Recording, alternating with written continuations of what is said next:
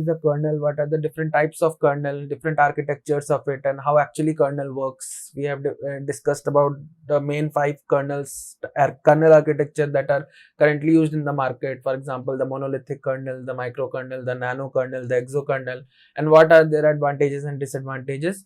If you haven't watched this video, please feel free to watch that. I will attach the link and you can see it in the right side of your screen probably. And it is very important for your operating system concepts, and it is very useful for it as well, because you must know what is a kernel and how it operates. So next topic is interrupt, and we will see the different architectures of interrupt, how it works, how it generates signals, and how it interacts with the CPU as well as with the memory. And we will also see write some code to define our own custom interrupt handler and see how it actually works. So let's start.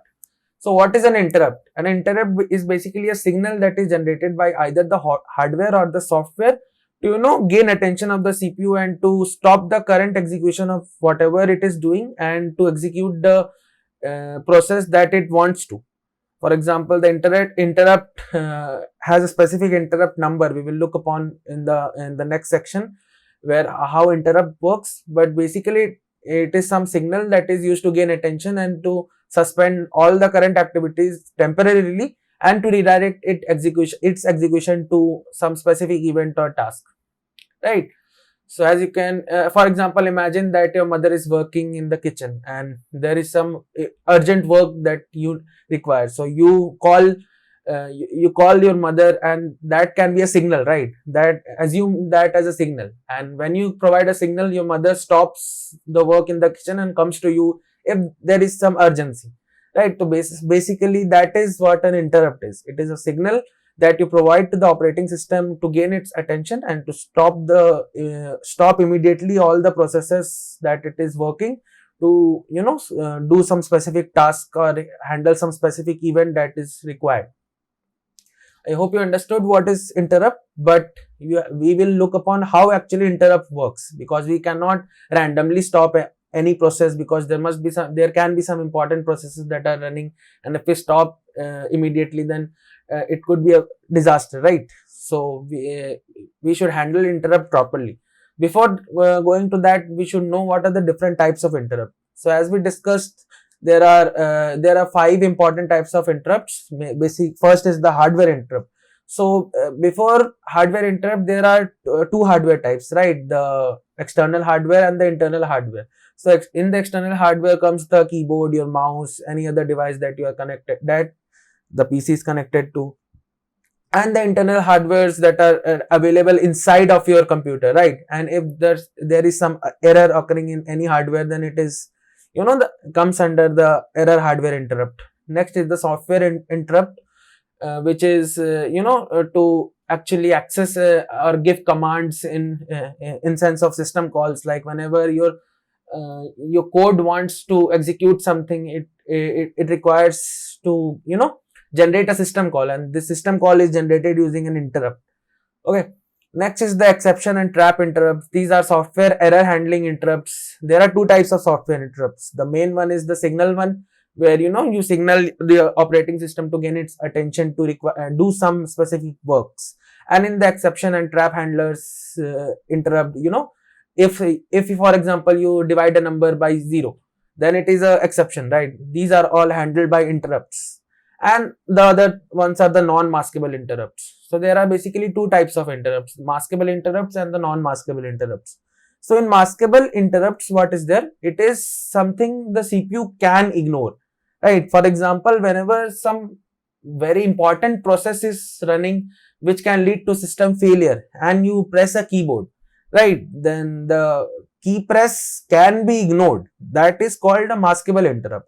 But there are some interrupts, for example, the CPU failure interrupt or any other important interrupt that could not be ignored, that are called as non-maskable interrupts. So I hope you understand what is the concept of interrupt and what are the different types of it.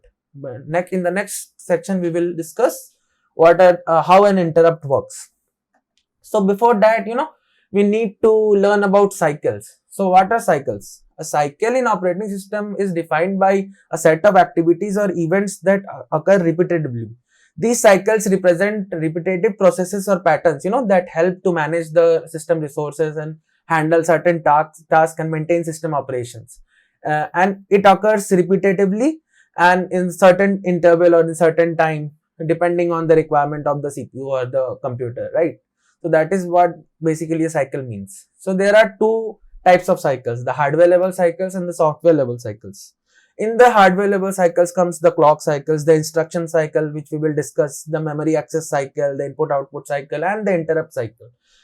And in the software level cycles comes the process execution, the memory management, the input output, the file system, the page replacement, which is virtual memory. We will discuss what is virtual memory, the deadlock detection and recovery cycle. We will also discuss in depth about how deadlock works and how the operating system prevents it, and the concurrency and coordination cycle. So what basically we will discuss is the interrupt cycle, which sits in the hardware level cycle, but you can argue that the interrupt cycle is also affecting the software level cycle, right? Because the software is also generating interrupts, and the interrupt cycle sits in the instruction cycle. And before learning the interrupt cycle, we will discuss what is an instruction cycle, what are the phases in it, and after that we will discuss what is an interrupt cycle and what are the phases in that particular cycle. So I hope you understand what is cycle, and if you don't, you feel free to pause this video and listen to me by reversing it, or you can search in the net more extensively about what is cycles and what are the different types of cycle. These all cycles are important. We will discuss about the process execution cycle, the memory management cycles, the file system cycles, but the other cycles such as the clock ones, the input output cycle, the instruction cycle, etc., are very important. But the things that we won't be discussing, you can obviously search in the net about and research it about the different types of cycles and why they are important, right? So let's look upon into the instruction cycle. So what is an instruction cycle? Whenever the CPU wants to access the next instruction that it wants to execute, it is doing it in the basis of a cycle, right? So in this, it will start to find the next instruction that it needs to execute. It will fetch the instruction from the memory, it will decode it, and then it will execute it. And after it will execute, it will see if there are any interrupts available in it, and if the interrupt is available, it will execute the interrupt first and then repeat its process. So you can see how it is repeating itself, and that is what is a cycle, right? And if there are no interrupts, then it can go to the start process again and again fetch the next instruction and then decode and then execute. And after that, it finds if it's find any cycle, then any interrupt, then it can execute again. So before seeing this, we need to know what is a register.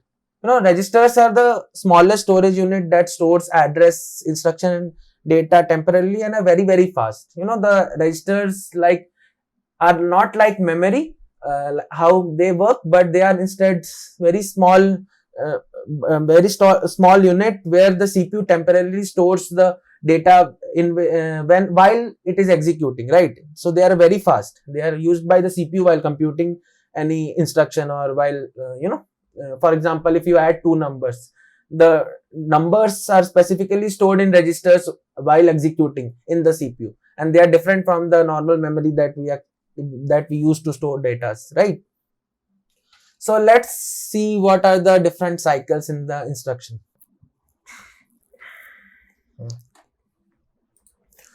So let's discuss about the fetch cycle of the instruction cycle. You can see there are cycles inside a cycle, right? So instruction cycle is the overall cycle or overall combination of all the cycles: the fetch cycle, the decode cycle, and the execute cycle. So before seeing the fetch cycle, we need to understand what is a PC register. So the PC register is the program counter register, which is also known as the instruction pointer register. In some architectures, and it is a very special purpose register that holds the memory address. Again repeating, that holds the memory address of the next instruction that is to be loaded. This control unit knows and changes it. There are various units in the CPU: the arithmetic logic unit, the control unit. So the PC register is being changed and controlled by the control unit, and what it stores, the PC register stores the address of the next instruction that is available in the memory, right? Every instruction has an address which is stored in the memory, right? So the instruction fetch unit, or the unit that is responsible for fetching the address of the next instruction, takes the memory from the PC register and fetches it and sends it to the memory controller for accessing it. I hope you remember what is a memory controller in the RAM section or in the RAM video. If you have not watched this video, please watch this video first about the RAM and how RAM works. I will attach the link in the right side of your screen, and after that you can come to this video. So the memory controller is responsible for all the data request and data sending part. That is there in your laptop or your computer. So what is this? Before that, what is a system bus? All the wirings that are there, between the CPU and the RAM and the memory controller is called a bus, because it signals or instructions are traveling between them. So there are different types of system buses, right? The data bus and the address bus, the memory bus, etc., etc. So using the system bus, the instruction fetch unit requests the instruction and sends the memory address to the memory controller, right? Sends request to the specific memory using the PC register value, right? It takes address from the PC register and it sends it to the memory controller, where the memory controller requests the instruction that is stored in the RAM, and then it sends it back to the memory controller, and the memory controller sends it to the instruction register, right? So the instruction registers actually loads the instruction that is fetched from the memory controller, and the PC register stores the address of that in the actual memory. So using that address that is there in the PC register, the memory controller then fetches it from the RAM and then stores it in the instruction register that is present in the CPU. So I hope you are able to understand what an instruction register does and the PC register does. If you are not able to, rewind the video and see it once more and listen it carefully, right? So I will repeat it again. The instruction register stores the instruction that is loaded from the RAM, and the PC register stores the address of it which is to be fetched, and the instruction fetch unit takes that address, sends to the memory controller, and the memory controller fetches that instruction using that address that is sent from the RAM, and then sends it back to the instruction register where it stores the instructions, right? So this is what is happening in the fetch cycle. The fetch cycle basically fetches the instructions from the RAM and stores it in the instruction register, right? So after that, what comes is the decode cycle. In the decode cycle, the instructions that are present need to be decoded, right? In which the CPU must know what to be done, and there are certain sets of rules or rules that it follows to decode it. So we will see what rules are there. So in the decode cycle, the instruction that is stored in the register, there are two types: the op code or the operation code. So the CPU uses the operation code, and we will look what is an operation code, right? So it uses operation code, and there are two types basically: op code and the operand extraction. So for example, in this instruction, which is add, and there are two registers that are present, right? So in this example, the add is the op code. Op code means operation code. It stores it in the memory. Like how will the CPU know what is add? So add is known by the CPU using the op code. Add has a specific op code for it. You can check upon what is the op code of add, what is the op code to multiply. This is a assembly level code, right? And which is used by the CPU to execute its commands. And the operand extraction is all these operands like the RD, RS1, all the registers that are there, So that is the operand. So the CPU first extract that from it and then executes it. Before that, it can calculate any extra address that we have provided. For example, in this one we have the offset, right? So RB is the base address, and we can provide the offset. So for example, let's suppose the RB is x0 1000 and the offset is 100. Then the target address is the base address plus the offset address, which is A0x10A0, right? So this is how address is calculated and how operation code and operand are extracted from these, right? So what is the operation code? Operation code is the add one, and what are the operands? The RD, RS1 and RS2, right? So after it has calculated the address, extracted operation code and the operand extraction, then it goes to the execute cycle where it executes it. But before that, I hope I told you. Okay, so interrupt vector table is in the next slide. So in the decode cycle, it decodes all the operations that are required to perform and then execute. The execution part is done by the ALU or the arithmetic logic unit, and all the storage and memory access are performed in this execute cycle, where if they want to modify some registers. So before that, let's suppose how addition works. So let's suppose there are two registers. For example, if I open this, so let's suppose we have a register here, and we are instructing the CPU to store something in it. If we are writing like assembly line code, right, then we can instruct the CPU to, for example, this is the EAX register. Let's give it a name, EAX register. So now in the EAX register, and we have the variable A is equal to 10. So what it does is it moves the value of A to this EAX register, and let's suppose we have a text which is B. We have a variable which is B equal to 20. So first what it does is the CPU moves the value of A into this register or in this memory. After that it performs addition. So it performs addition in this register with this variable, right? I am not showing you the code. I will show you the code in the code section part. But till then, understand this, like this is the EAX register or the general purpose register. The CPU provides the programmer or the developer with certain general purpose register that we can use in our code, right? So some examples of it are EAX, EBX, ECX, and etc., right? Which have different purposes. So in here, for example, let's suppose EAX register stores the value of A. Basically moves the value of A into this, and then when addition is performed, it adds B to this value. So what it does, it changes it to 30. And if we are providing instructions to change to store it in some other variable C, then it moves this EAX register's value to that C variable, right? We will see it in the code part. So this is how execution works. So in execution, it manipulates the values of the registers. So memory access is performed, storage access is performed, calculations are done using the ALU, and after that the PC is updated, right? And then the PC is not your computer, right? It is the PC register. Instead of PC, let me write the PC register here. PC register. And who updates the PC register? The control unit obviously changes the PC value for the next instructions to perform.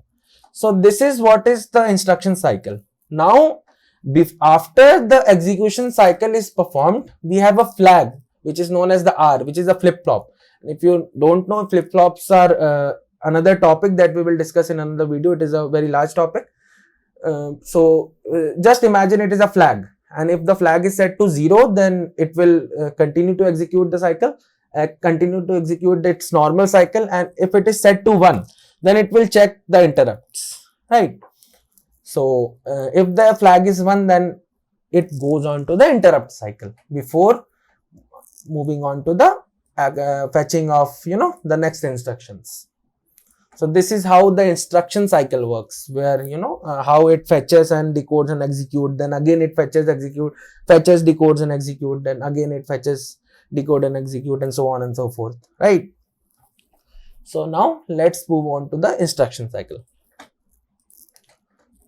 So the interrupt cycle, sorry, my bad.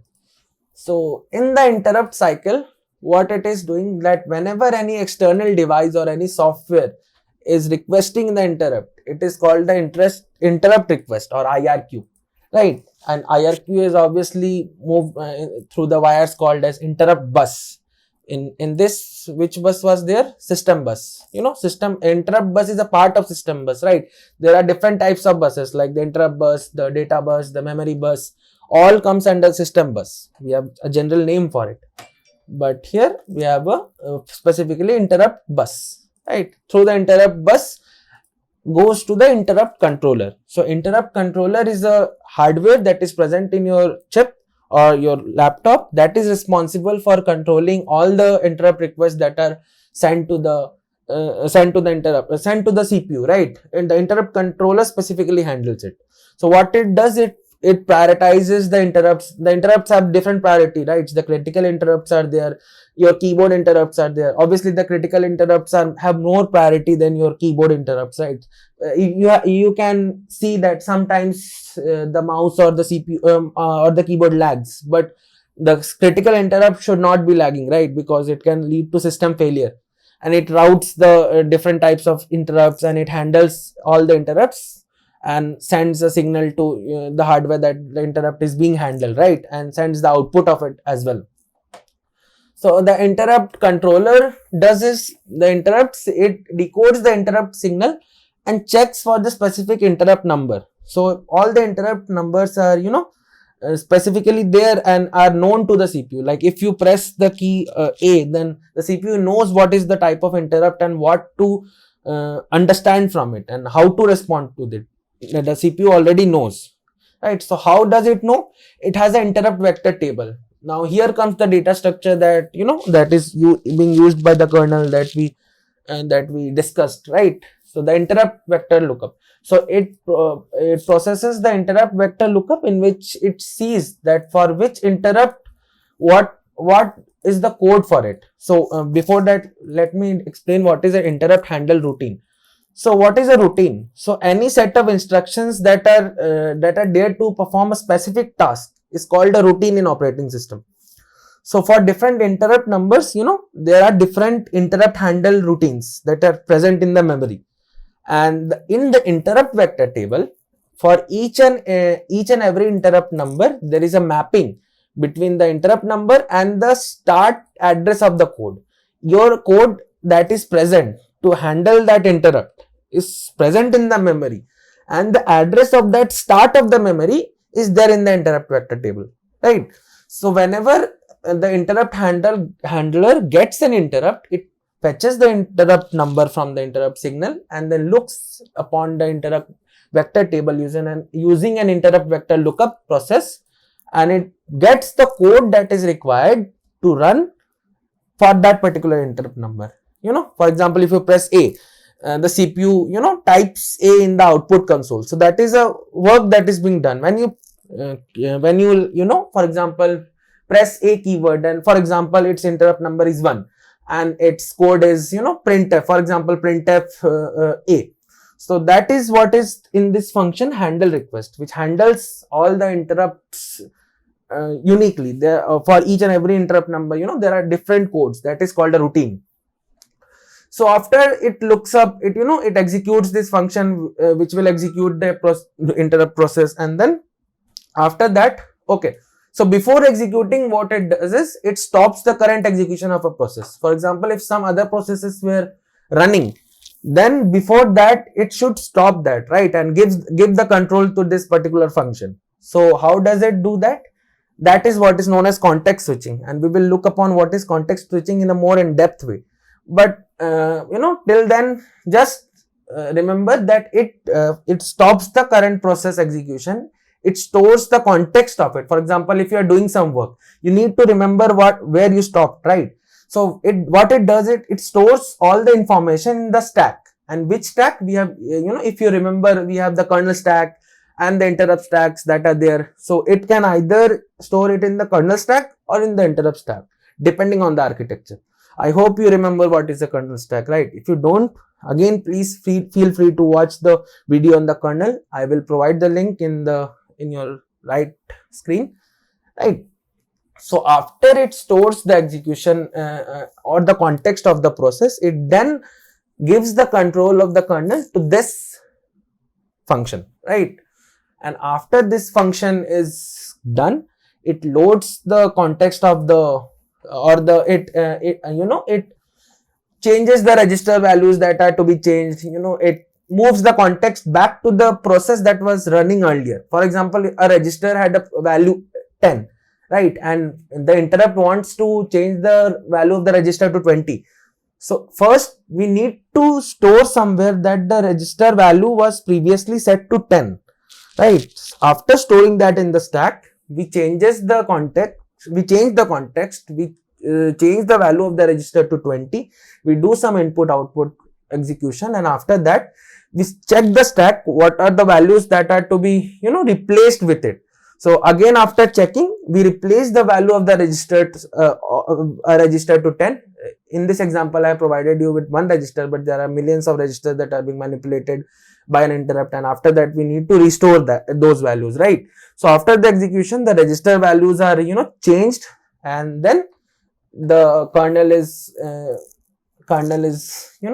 it provides control to the previous process that was running, and the execution is started again, and the interrupt is handled.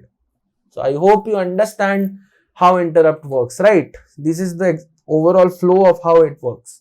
So how it stops, where it stores the context of the process, how it checks what are the interrupt, and if if you want more details on the interrupt vector, you can obviously feel free to watch videos on the interrupt vector, or see some research blogs or read some books. But if you want me to explain, just comment it, and if there are many comments, then I will probably make a video on how interrupt vector works, right, in depth. This is the overview of how interrupts are working, right? So next, can we show this code in this video? No. So I will upload another video in which I will show you the code of how interrupt works and how the assembly language of adding two numbers can be run in the C program, right? So till then, just wait for the next video, and I hope you are taking notes. Notes are very important. After some videos, I will probably share you these sheets after I arrange them in a certain order. Till then, I hope you like this video. If you are liking this playlist, please feel free to like, subscribe, and comment, and don't forget to share it with your friends, right? So I hope you are having a good day. Thank you, and I will meet you in the next video. Bye bye.